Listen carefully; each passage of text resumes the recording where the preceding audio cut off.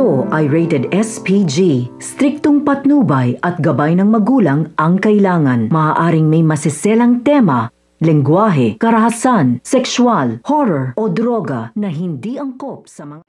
Tuluyan na nga nagkaroon ng lakas ng loob itong ang si Muki upang magsumbong nga sa mga kagawad ng barangay.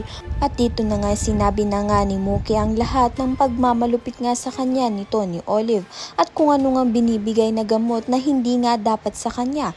At hindi nga lisensyadong doktor ito nga si Olive.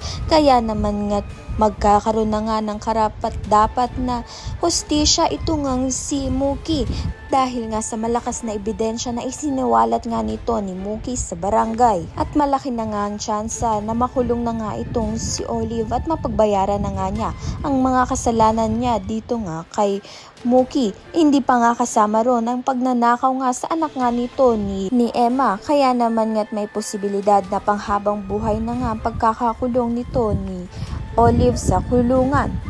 Ngunit natatakot nga itong si Ligaya na labanan nga itong si Olive dahil alam niya nga kayang-kaya ni Olive na baliktarin nga ang storya dahil nga 17 years nga niyang naloko ito nga si Muki. Ayan at iba pa ang dapat nating pakaabangan. Maraming salamat sa iyong panonood.